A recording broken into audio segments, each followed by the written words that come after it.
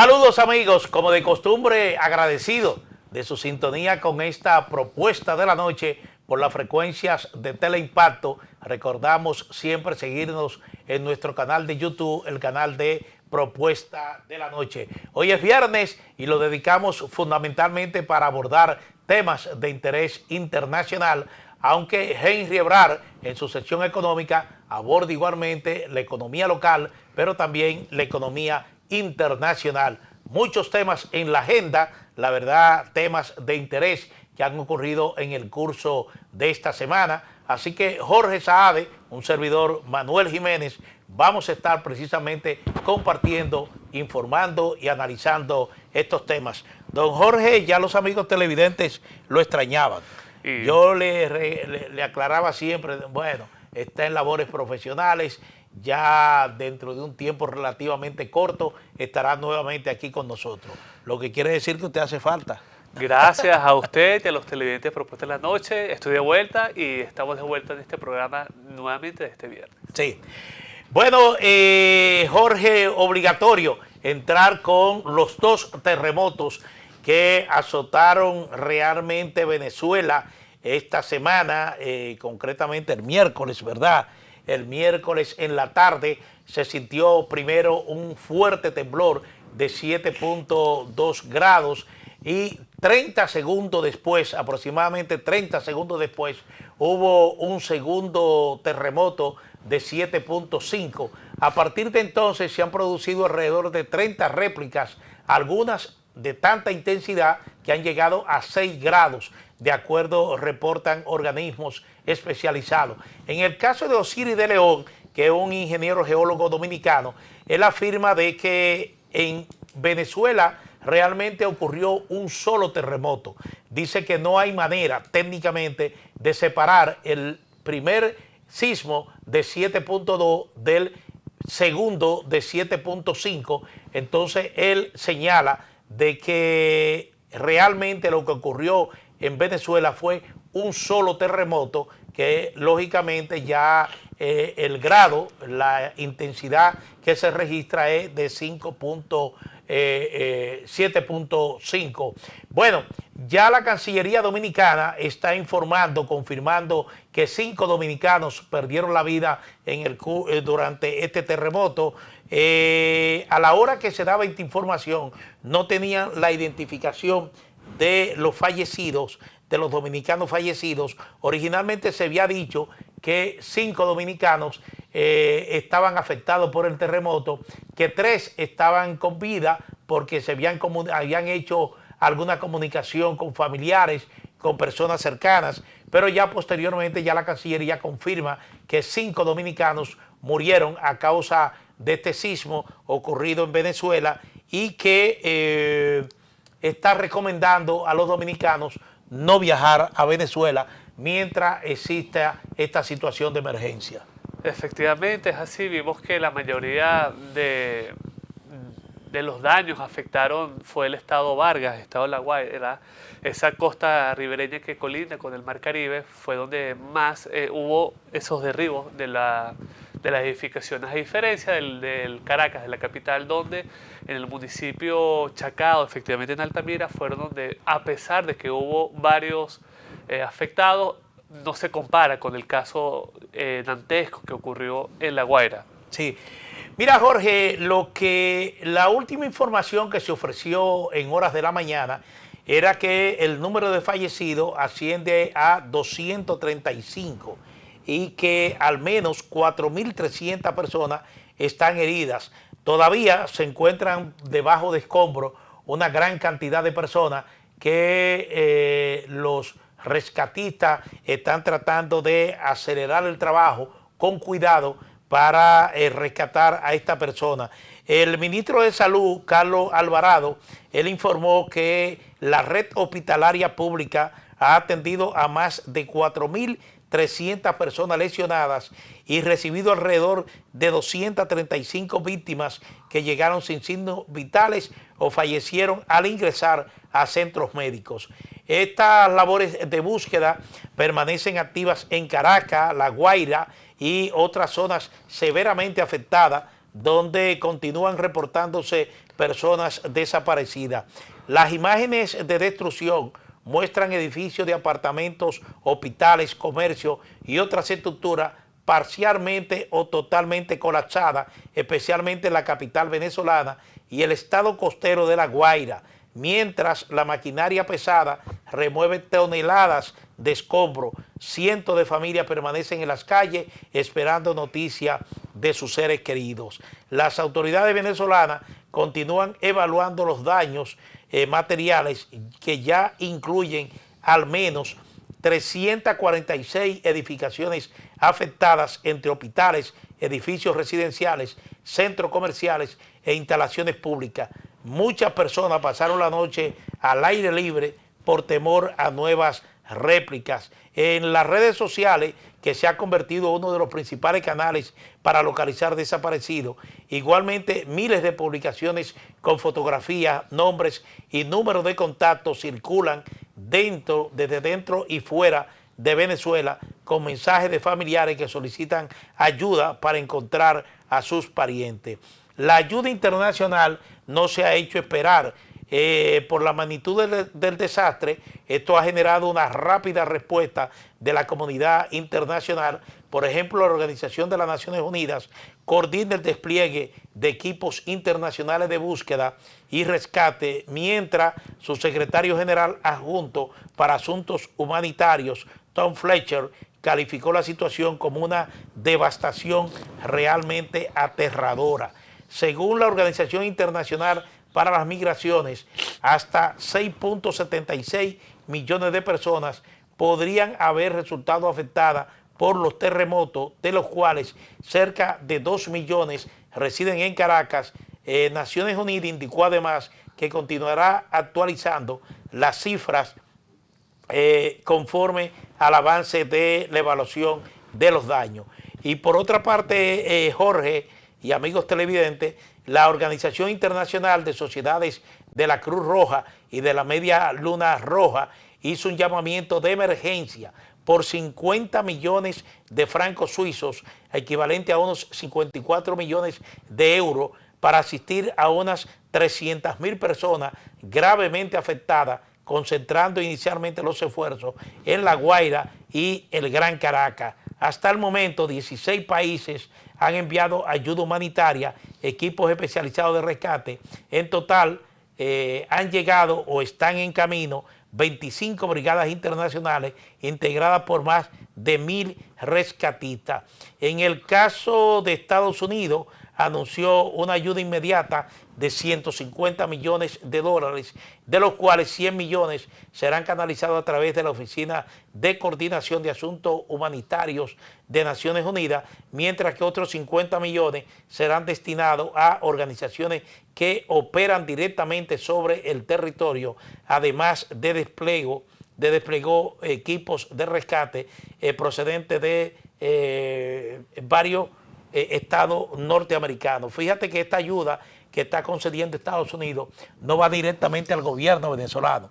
Una parte es a las Naciones Unidas para que la canalice a Caracas, y otra parte concretamente iría a organizaciones humanitarias, ONG.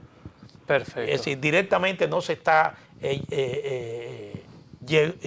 asistiendo este dinero a el gobierno venezolano.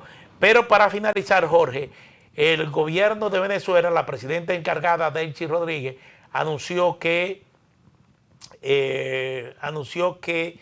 un fondo de 2.000 millones de dólares para la reconstrucción de las zonas afectadas y declaró el estado de emergencia. Entre los países que rápidamente anunciaron ayuda para Venezuela está República Dominicana. Precisamente Delcy Rodríguez dijo que se comunicó telefónicamente con el presidente Luis Abinader para agradecerle su disposición, pero prácticamente todos los países de la región han comprometido asistencia tanto económica como personal de rescate, para ayudar a los venezolanos en esta labor terrible. Efectivamente, quisiera compartir en las imágenes las grietas que son peligrosas y no peligrosas, porque a lo largo de las redes sociales ha habido esa pregunta o ese interrogante de cómo calificar cuando lo son y cuando no lo son. Cuando estas grietas están paralelas al piso o la misma grieta te aparece con una forma de X, una forma de U, o tiene un ancho de medio centímetro más, es totalmente peligrosa. Igualmente como ocurre con las columnas. Cuando no son peligrosas las grietas, cuando se encuentra sobre el aplanado o la pintura, como aparece en la parte de abajo de la imagen, y cuando se encuentra sobre el aplanado o la pintura en una esquina, en la estructura para que las personas pudiesen identificar cuándo pueden desalojar o no las viviendas. Sí. Bueno, esa es la situación en Venezuela, bastante terrible. Solamente aclarar que cuando se está hablando, se está informando de situaciones como la que está vigente en Venezuela, hay que resaltar que el número de víctimas puede ir variando según van avanzando las horas, así como la cantidad de heridos, porque se está en un proceso de búsqueda y rescate de personas afectadas que residían en edificios colapsados, y eso de alguna manera influye bastante para que la cantidad de muertos, la cantidad de heridos vaya de alguna manera aumentando. Lo único que va bajando son las personas que se dan por desaparecidas en la medida que se vaya avanzando en el trabajo de rescate.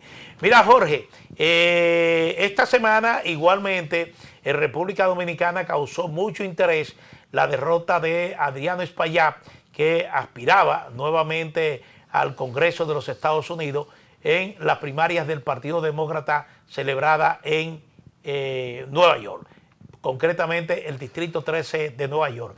La sorpresa fue que esta joven, Ávila Chevalier, ganó esta contienda interna. Ella recibió el respaldo de Zohran Mamdani, que es el actual alcalde de Nueva York. Entonces, aquí se plantean varias interrogantes. Mamdani refuerza lo que es su poder electoral en esa plaza, en la plaza de Nueva York, pero obviamente que igualmente genera un llamado hacia el crecimiento de lo que se conoce dentro del Partido Demócrata como esa corriente progresista, a la izquierda del Partido Demócrata.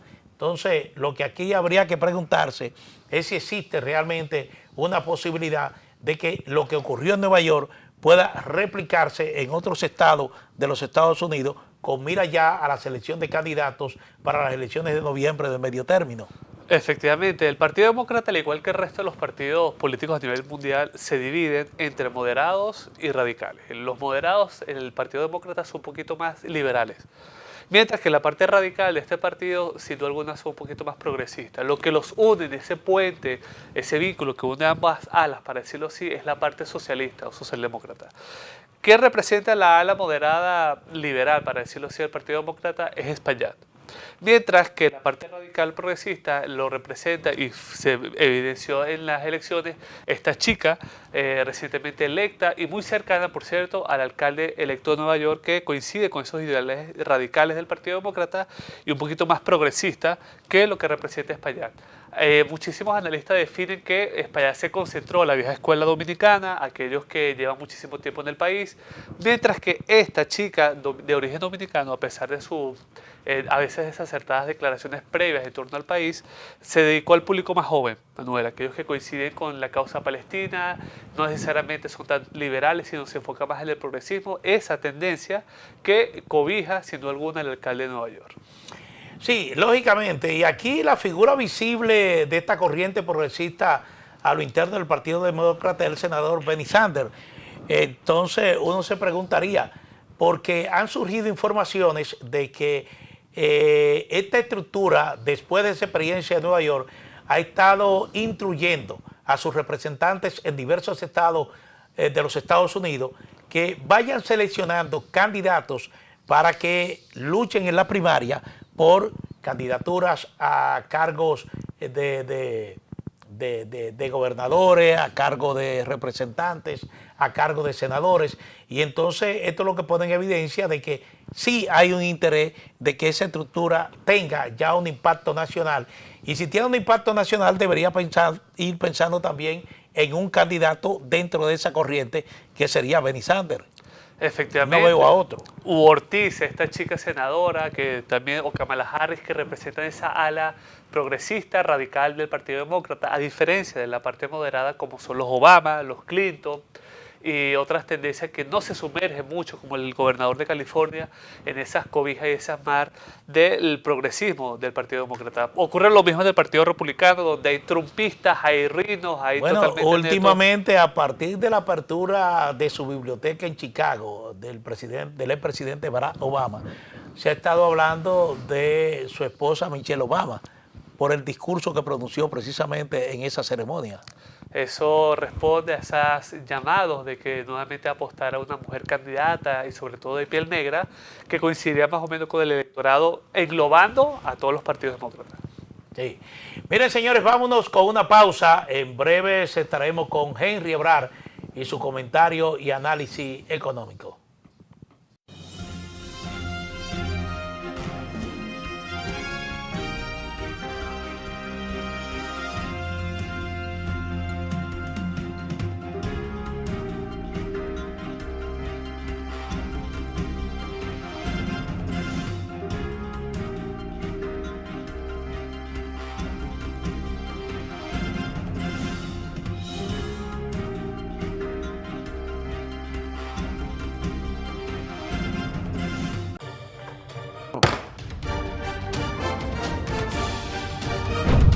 La Cámara de Diputados convirtió en ley el proyecto de medidas pro crecimiento económico, simplificación fiscal y mitigación de la crisis internacional, el cual fue promulgado por el Poder Ejecutivo. Además, refrendó en segunda discusión el proyecto de Ley Nacional de Becas para el Desarrollo Productivo y Laboral. También aprobó que la Comisión de Trabajo continúe discutiendo el proyecto de ley de modificación al Código Laboral para consensuar algunos puntos, excepto la cesantía.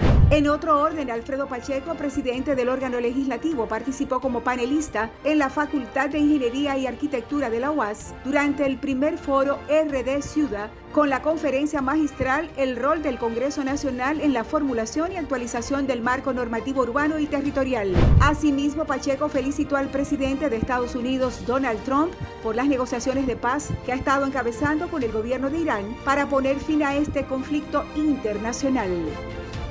Aprobado. Cámara de Diputados de la República Dominicana. Lapropuestadigital.com, un medio digital alternativo de contenido amplio, variado y de calidad, de actualización permanente, una interesante oferta de información nacional e internacional, análisis, reportajes, artículos de opinión, videos y otros contenidos de actualidad. Toda la información y el análisis están aquí. Lapropuestadigital.com. Y ahora, el bateador se prepara con 2 outs.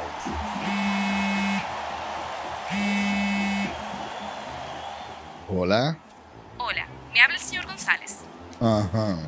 Le llamamos porque usted es un cliente preferencial y queremos ofrecerle nuestra tarjeta Gold, la cual tiene infinitos beneficios, entre ellos descuentos en supermercados, salones de belleza, farmacias y acumula puntos para viajes al extranjero, incluso a la luna. Hay mejores formas de evitar llamadas no deseadas. A través de la aplicación de ProUsuario, ahora puedes solicitar que te excluyan de los listados de marketing de las entidades financieras. Descarga la app en Google Play y App Store. Solo tiene que indicarme dónde le enviamos el plástico de su tarjeta. No me diga.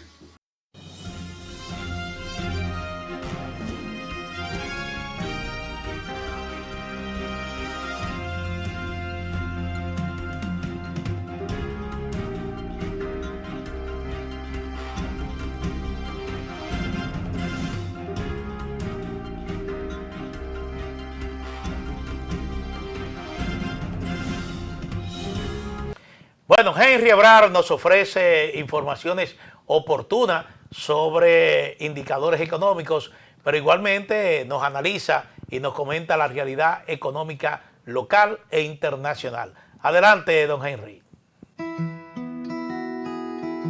Si de algo saben las abejas, es de flores. Hay de todo tipo y para todos los momentos. Lo importante no es solo su color, tamaño o forma, sino lo que hace sentir cada una. Y para esos sentimientos trabajan.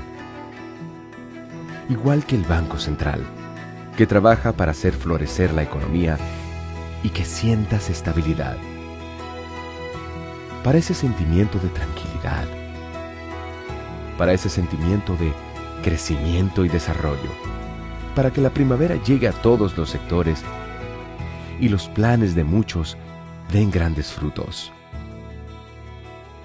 Banco Central de la República Dominicana, 75 años trabajando por una estabilidad que se siente.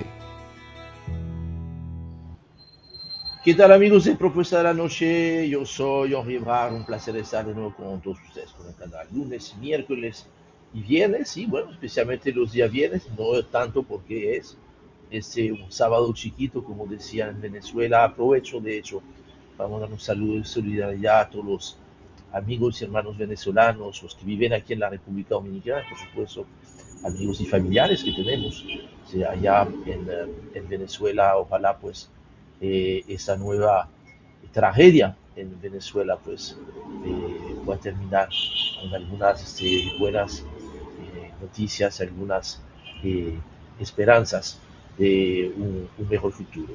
Eso de cualquier modo es una llamada de atención para todos los países de la región. Eso incluye también a la República Dominicana, de que además del riesgo ciclónico, el riesgo sísmico es una realidad. Manuel, efectivamente, mira, hay buenas noticias en la economía dominicana. Yo tuve la oportunidad de pasar 2 días en el Cibao y yo pude observar un dinamismo, especialmente en la ciudad de Santiago y de Moca también, que se ve como más fuerte que en la ciudad capital. Definitivamente el rostro físico, ¿no?, de la ciudad corazón, Santiago de los Caballeros, está siendo transformada. Se ve edificios que están creciendo por todos lados. Por supuesto, las obras del monorriel que van al vapor. Todo el mundo allá en Santiago me mencionó que estaban esperando que antes de finalizar el año se pudiese estrenar esta obra, y sin duda alguna habrá un antes y un después.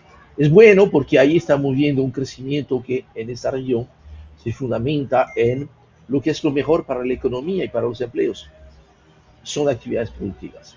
Son actividades productivas, aunque seguimos teniendo este reto, ahí pasando un mediodía en Moca, de ver cómo es indispensable que para poder aprovechar todo el potencial de crecimiento de cada una de las provincias del país, hay que trabajar ahora los planes de desarrollo sobre la base de la ley de ordenamiento territorial.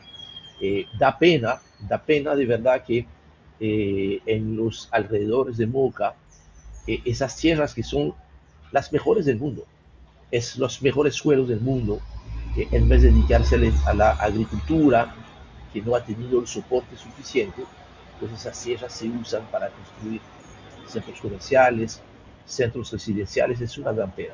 Yo creo que ahí hay mucho que reflexionar, pero de manera general yo me sentí muy positivo. Regresando anoche a la ciudad, pues pude apreciar que de verdad el potencial productivo del país es el norte que debemos de tener. Ojalá pues que luego de conocerse el presupuesto 2027 podamos retomar las discusiones de las agendas de transformación de los diferentes estamentos de la economía del país, y que eso pueda servir de plataforma a la cual cualquier candidato en las elecciones presidenciales de 2028 tenga que comprometerse. Yo creo que eso quizás puede ser ese norte, lo cual quiere decir, y eso mucha gente me lo ha comentado en el Cibao, de que esa es una tarea cuya responsabilidad quizás debería de empezar por la sociedad civil y el mundo empresarial.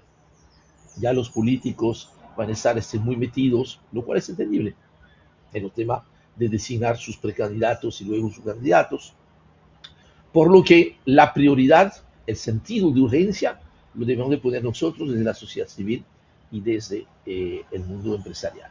Bien, dentro de eso, para terminar ese mi comentario de esta semana con una nota positiva, el hecho de que ayer el Banco Central dio a conocer un dato muy positivo, diciendo que de acuerdo a los cálculos preliminares del indicador mensual de actividad económica, el MAE, el crecimiento de la economía durante el mes de mayo de 2026, en comparación con el mismo mes del año pasado, fue de un 4.7%, y con eso el crecimiento que venía acumulado por lo que iba del año hasta abril, que estaba en 4%, ahora sube a 4.2%. Estamos por encima de las expectativas que se han puesto en el último marco macroeconómico plurianual del equipo económico, que hablaba de 3.75%, y estamos ligeramente por encima del 4% que la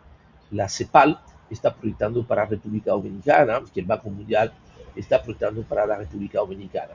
Dentro de las actividades que explican este crecimiento, sin sorpresa, el sector de la construcción, que luego de caer muy sensiblemente durante el mes de mayo, registró un crecimiento de un 7.1%. En este mes seguido de minería, 6.4%. Tenemos los servicios en su conjunto, 5.3%, sin dejar de mencionar hoteles, bares, restaurantes, que sea este sector turismo, 6.2%.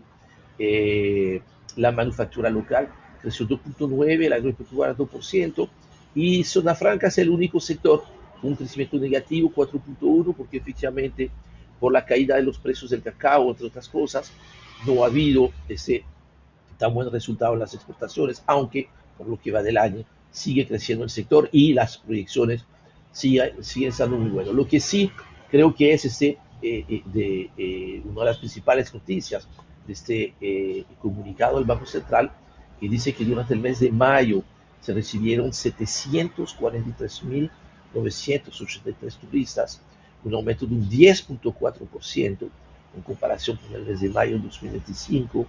Eso quiere decir que por lo que va del año, 4.146.831 personas visitaron a la República Dominicana como turistas. En los primeros 5 meses del año es un crecimiento del doble dígito, 10.8%. De seguir esta proyección, pues yo creo que efectivamente el crecimiento de la economía dominicana quizás nos dé una buena sorpresa al finalizar el año, un poquito por encima del 4%. Con esta buena noticia vamos a cerrar nuestro comentario económico de hoy y de la semana. Les invito, como siempre, que me sigan allá en mi cuenta de Twitter, @ZebrarH, y por supuesto, esperamos regresar con cada uno de ustedes, pero será cuestión del próximo lunes, mismo lugar, misma hora. Hasta luego. Cuídense mucho. Si de algo saben las abejas, es de flores. Hay de todo tipo y para todos los momentos. Lo importante no es solo su color, tamaño o forma, sino lo que hace sentir cada una. Y para esos sentimientos trabajan. Igual que el Banco Central, que trabaja para hacer florecer la economía y que sientas estabilidad.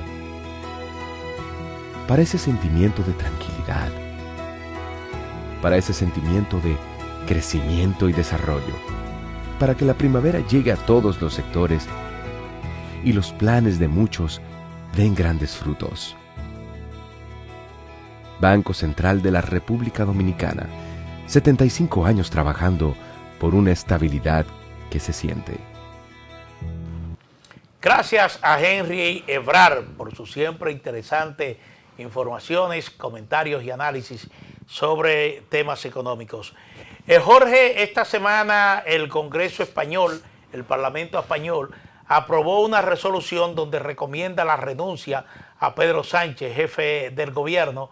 Lo que llama la atención es que esta propuesta del PP, del Partido Popular, principal partido opositor español, consiguió el voto favorable de Junts, que es un partido aliado al Partido Socialista Obrero Español, y esto pinta realmente ya el tramo que va tomando esta crisis que se ha generado en España a partir de las investigaciones de presuntos o actos de corrupción que se indilgan a dirigentes importantes del Partido Socialista Obrero Español. Entre ellos, el más mencionado últimamente es la situación de José Luis Rodríguez Zapatero, primer antiguo jefe de gobierno español que es investigado por la Comisión de Presuntos Actos de Corrupción.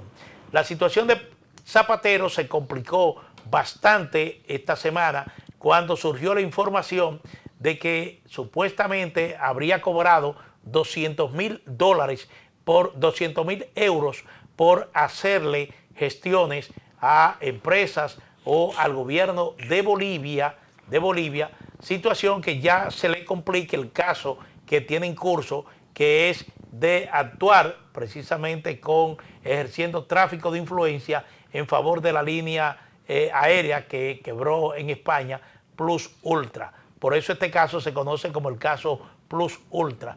Pero esa es la situación que hay hasta ahora y una información, que es un líder muy emblemático en España, ya fue jefe de gobierno, me refiero a Felipe González.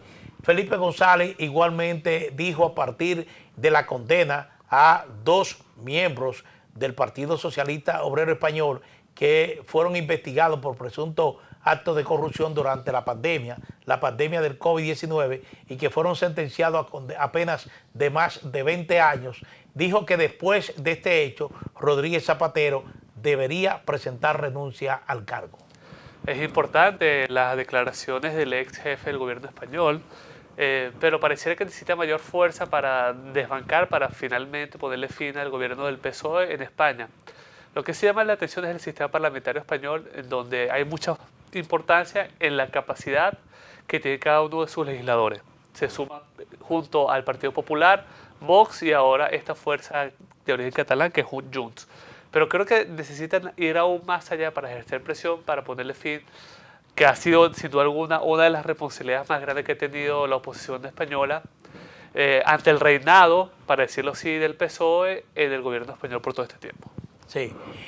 Bueno, lo que se espera es, siempre se dice que Felipe González, Pedro Sánchez ha sabido manejar todas las crisis de gobierno que se le han presentado, las crisis políticas, y ha sobrevivido a todas.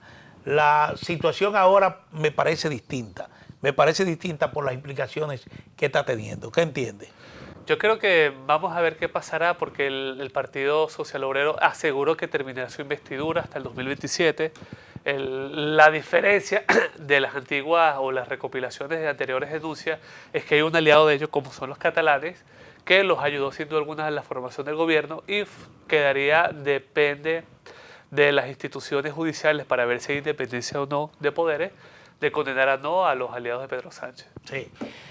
Bueno, señores, Keir Starmer, que primer ministro británico, presentó renuncia tras semanas de presión dentro del gobernante Partido Laborista. Inmediatamente ha surgido la posibilidad de un sustituto, pero obviamente que esto viene de alguna manera a resaltar la situación que se encuentra la OTAN, la otrora poderosa OTAN, digo otrora porque ya Estados Unidos parece un poco al margen de lo que es sus aliados en la OTAN por el tema de la guerra en Irán, pero esta situación viene a señalar también la situación de Francia, donde Emmanuel Macron igualmente parece ser que no podrá ser elegido presidente nuevamente de Francia. Muchos cuestionamientos hay en su contra, pero la situación también del líder alemán, que igualmente presenta una situación de impopularidad bastante acentuada. Parece que la diosa de la fortuna le sonríe a Trump, en donde sus aliados históricos, como son los europeos, se desvanecen ante la poca asistencia o apoyo que le brindaron ante la aventura contra Irán. Hemos visto como en varias oportunidades Trump ha dicho de que no contó el apoyo de los británicos, tampoco los franceses y los alemanes, y parece que sus líderes principales En este caso ha tenido problemas y crisis política y entre ellos el caso británico ha dimitido. Yo creo que el punto de quiebre de la política británica inicia con el Brexit. Desde ahí empieza una crisis política en donde no se han mantenido en el poder jefes de gobiernos y gracias, hay que reconocerlo, de esa presencialidad institucional del Reino Unido con una monarquía parlamentaria ha mantenido estable sin duda alguna el país. Pero el problema yace en el tema del Brexit, que no han podido manejar ni capitalizar esto los líderes políticos de ambos partidos políticos, porque ahora le toca a los laboristas, anteriormente le tocaron al Partido Conservador y pareciera que el tema está de qué va a ser el sucesor de Starmer. Hablan del ex alcalde de Manchester, pero el tema creo que va más allá del bipartidismo o el sistema de partido o el sistema parlamentario. Creo que nace con el tema del Brexit y creo que debería haber tendencia o una especie de alianza entre partidos políticos de ese país para lograr un consenso y ponerle fin a esta inestabilidad en ese país europeo. Bueno, Andy Burhan asume el liderazgo del Partido Laborista. Se está señalando que podría ser el sustituto de Starmer como primer ministro de Inglaterra, del Reino Unido. El tema está que ocurre lo mismo con el Partido Conservador. A medida que empezaron a dimitir Cameron, Theresa May, entonces ocurre lo mismo. ¿Cuál será el próximo electo? Viene este outsider, para decirlo así, que formó parte de alcalde y ahora se atreve a participar en el poder legislativo, fuerza importante en el poder ejecutivo de ese país y vislumbraría como el salvador de los laboristas. Pero, insisto, es algo más introspectivo del sistema político británico en torno al Brexit. Sí. Vamos a hacer una pausa. Cuando retornemos, vamos a hablar de América Latina. Ya prácticamente no, se solucionan dos conflictos postelectorales, tanto en Perú como en Colombia, porque ya los resultados que se conocían se dan como un hecho. Retornamos en breve.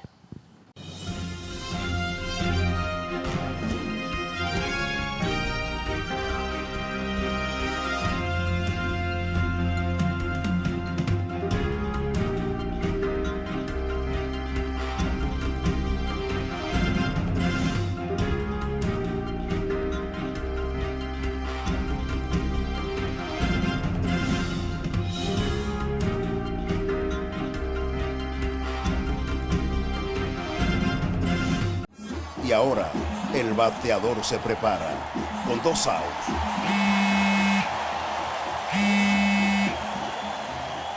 Hola.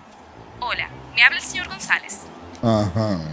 Le llamamos porque usted es un cliente preferencial y queremos ofrecerle nuestra tarjeta Col, la cual tiene infinitos beneficios, entre ellos descuentos en supermercados, salones de belleza, farmacias y acumula puntos para viajes al extranjero, incluso a la luna. Hay mejores formas de evitar llamadas no deseadas.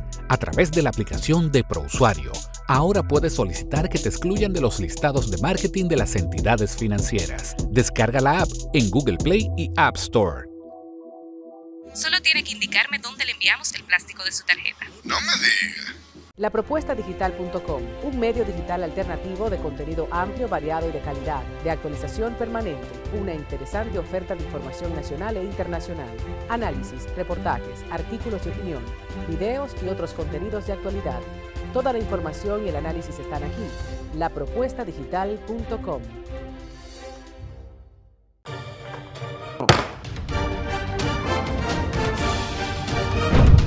La Cámara de Diputados convirtió en ley el proyecto de medidas pro crecimiento económico, simplificación fiscal y mitigación de la crisis internacional, el cual fue promulgado por el Poder Ejecutivo. Además, refrendó en segunda discusión el proyecto de Ley Nacional de Becas para el Desarrollo Productivo y Laboral. También aprobó que la Comisión de Trabajo continúe discutiendo el proyecto de ley de modificación al Código Laboral para consensuar algunos puntos, excepto la cesantía.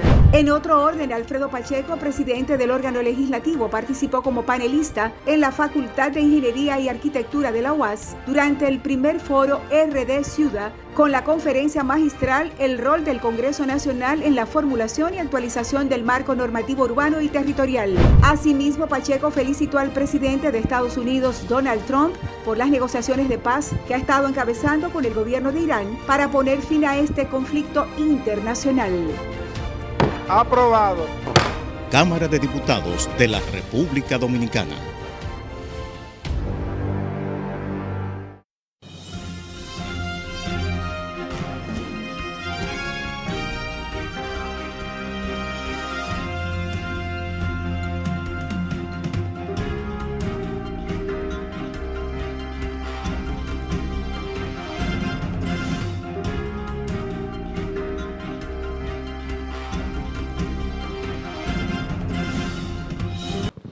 Señores, esta semana se definió claramente los resultados electorales tanto en Perú como en Colombia. En el caso de Perú solamente falta ya el resultado final de la Oficina de Procesos Electorales, confirmando la victoria de Keiko Fujimori sobre Abelardo Sánchez de un partido de izquierda. Sánchez se resiste a aceptar estos resultados, ha señalado que no va a reconocer la victoria de Keiko Fujimori, pero ya el tema es que al terminar el proceso de conteo de los votos, el tema es que ya Keiko Fujimori lo supera por una cifra bastante estrecha, pero sí un poco más alejado de lo que se perfilaba al principio. En el caso de Colombia, Abelardo de la Espriella se impone al senador, Iván Cepeda del partido de Petro, y la verdad es que Cepeda ya reconoció los resultados electorales, reconoció su derrota, así que dos candidatos de derecha se imponen nuevamente en elecciones en América Latina. Ambos resultados muy ajustados, ambos aliados de Trump, sin duda alguna el conservadurismo que está inundando el continente americano, ambos derrotando sin duda alguna a gobiernos progresistas, socialistas, antitrumpistas. Y si producción me coloca el mapa de cómo ha cambiado el continente americano después del 2020 a hoy en día. Manuel, mira cómo cambia. Antes estaba inundado la zona continental e insular del continente de esa marea roja progresista. Hoy en día cambia el panorama con la victoria en el Perú y en Colombia. Pareciera que el próximo es Brasil. Sí, que solamente tenemos Brasil y Nicaragua en rojo. Efectivamente. Y el caso mexicano, muy importante, que no ha podido... Bueno, sí, el caso mexicano. Y el caso, uruguayo, que no es tanta importancia en materia geopolítica porque esos socialistas, progresistas son de manera muy moderada. Pero el caso de Brasil, podemos predecir desde Propuesta de la Noche, que va a seguir los pasos de estos dos países sudamericanos, en que el resultado va a ser muy ajustado y que probablemente pintaría una victoria a favor del candidato antiprogresista de Bolsonaro.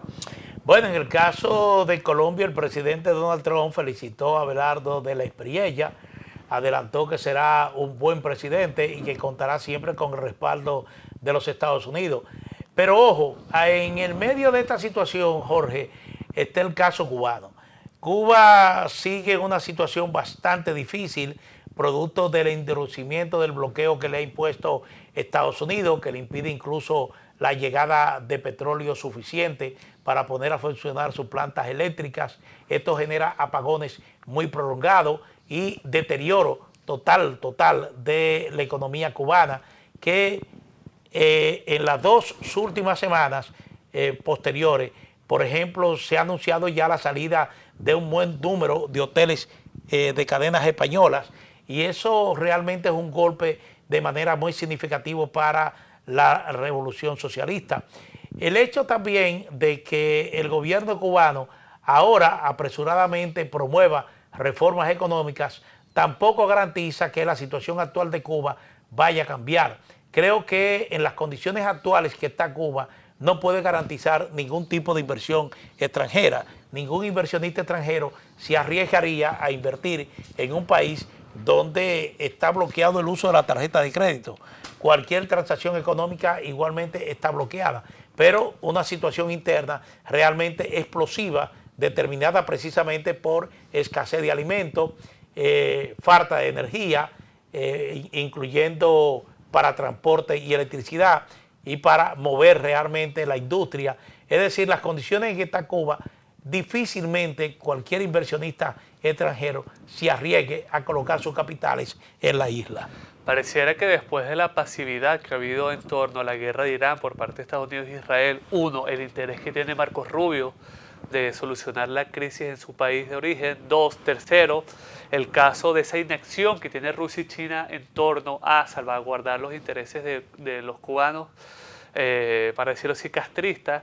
Pareciera que el próximo objetivo de Donald Trump sería este país para terminar de pintar ese mapa de color azul tal y como lo hizo Venezuela y que posiblemente ocurra lo mismo en Nicaragua. Pareciera que tiene 4 años Trump para lograr esa meta, muy rápido, pareciera que también podría ser una manera amigable en torno a las negociaciones que ha habido entre altos funcionarios cubanos con el americano.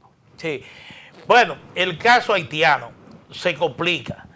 Se esperaba que en el mes de abril hubiese ya el despliegue un tanto sustancial de los efectivos que integran la misión de supresión de pandillas en Haití, aprobada por el Consejo de Seguridad de Naciones Unidas y refrendado igualmente por la Asamblea General de la Organización de Estados Americanos.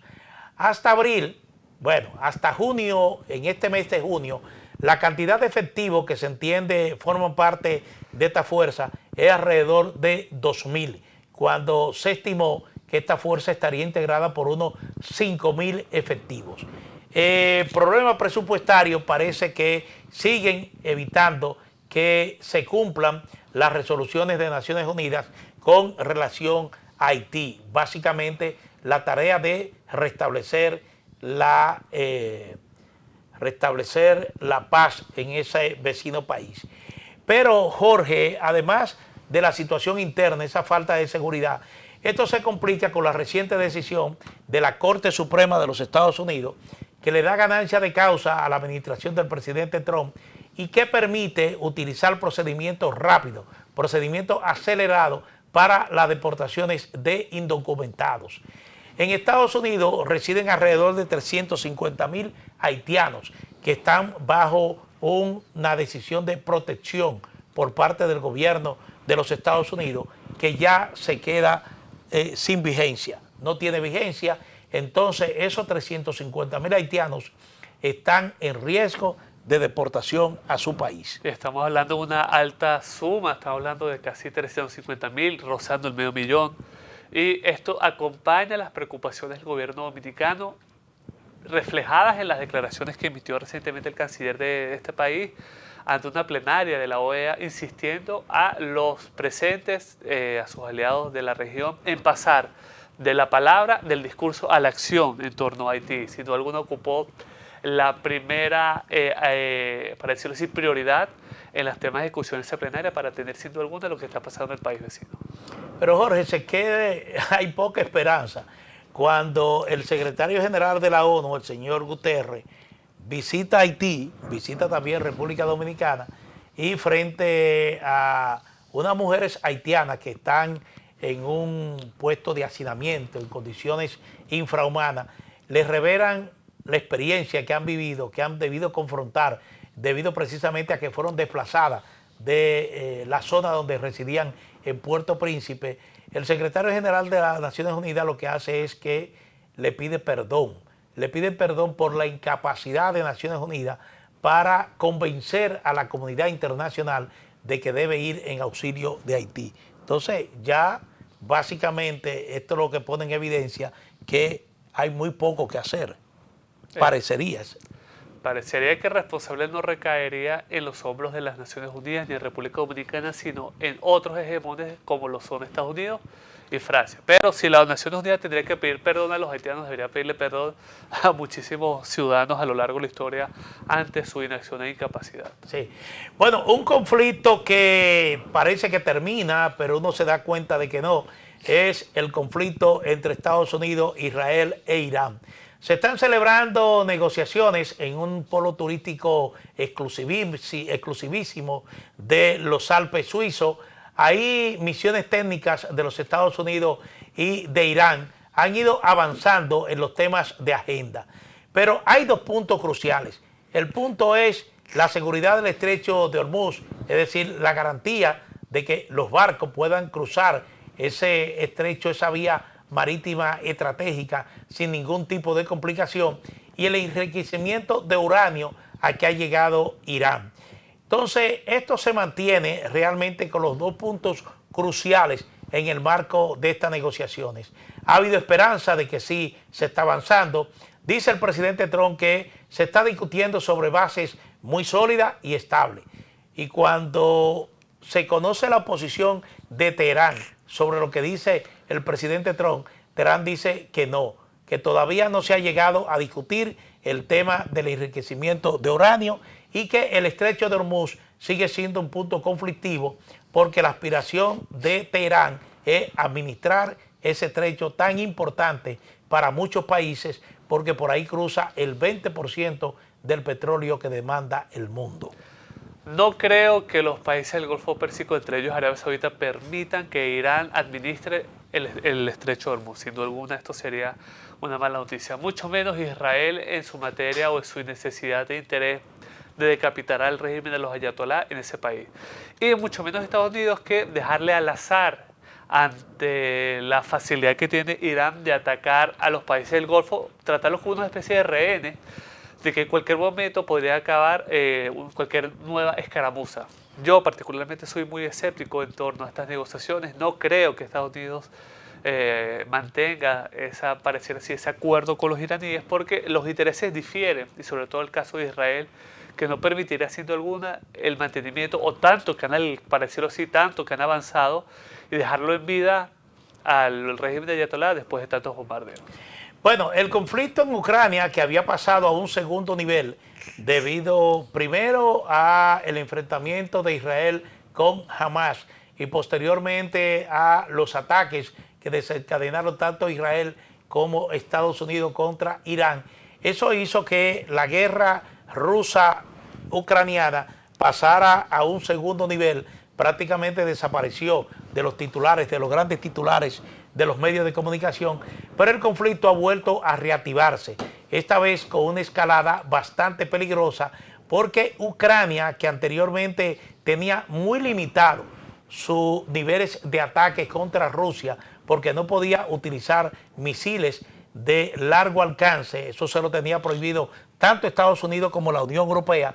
Resulta que ahora parece que le han dejado la mano libre, está utilizando misiles de largo alcance que han hecho impacto a importantes refinerías rusas, a ciudades rusas como es el caso de la capital Moscú, y eso sigue de alguna manera una escalada peligrosa sin que se vislumbre alguna posibilidad de lograr un alto al fuego en este conflicto. Totalmente de acuerdo, parecería que si no fuese por propuesta de la noche que mencionamos este conflicto es como si no ocurriese. Pero veremos qué va a pasar en el mundo. Pareciera que ese acuerdo de Putin de no atacar o incrementar su escalada en Ucrania porque está Trump en el poder se mantiene al tacto.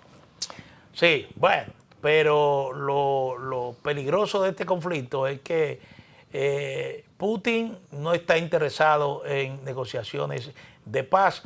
Había la posibilidad de que después de la reunión del G7, Putin, que habló, el presidente Trump, que habló con Zelensky en el marco de esta conferencia, igualmente hiciese lo mismo con Putin para lograr un acercamiento y que se emprendieran negociaciones con mira a un cese al fuego, pero eso no se ha producido. Hasta los momentos parecería que ese punto está de último en la agenda. Además de las insistencias que ha tenido Trump de ponerle fin a este conflicto, no lo ha resuelto. No, no lo ha resuelto. Bueno, es una promesa de campaña. Es así. Una promesa de campaña que no ha cumplido. Y finalmente, el rey de España, Felipe VI, llegó a Ciudad México, la capital de los Estados Unidos mexicanos, invitado nada más y nada menos que por Claudia Sheinbaum, que es la presidenta mexicana. Ustedes recordarán que México, ya desde la época de José Manuel AMLO, desde la época de Andrés Manuel López Obrador, se urgió un conflicto en México, un conflicto histórico, porque México le reclamaba a España que se disculpara, que pidiera perdón por los abusos de los colonizadores aquí en América Latina. Eso no se produjo hasta que el rey finalmente hizo complacer esa petición que asumió igualmente Claudia Sheinbaum. Y ahora resulta que están de paños y mantelos. La diplomacia soluciona cualquier tipo de conflicto y pareciera que esa visita del rey español ha aliviado las relaciones entre ambos países. Sí. Bueno, tenemos un minuto. Yo sé que usted es experto en fútbol. Ay, claro que sí. Y entonces, dígame cuáles son sus expectativas. Porque parece ser que, déjame ver, países como España... bueno, Alemania, yo no sé, pero Alemania no parece tan fuerte porque se dejó vencer ayer de contra de Ecuador. De Ecuador. Vamos a ver lo que nos depara este Mundial del Fútbol. Sin duda alguna cumplió todas las expectativas. Yo apostaría a un país europeo, llámese Países Bajos, Alemania, España o la favorita de todas, que sería Argentina. Vamos a ver lo que nos depara un futuro. Bueno, entonces Brasil y Argentina, ¿qué nos dice? Brasil ha jugado un buen papel, pero vamos a ver cómo pasan las cosas, porque la diferencia es esto, que es una eliminatoria de 90 minutos. Si te fue mal ese partido, vas para afuera.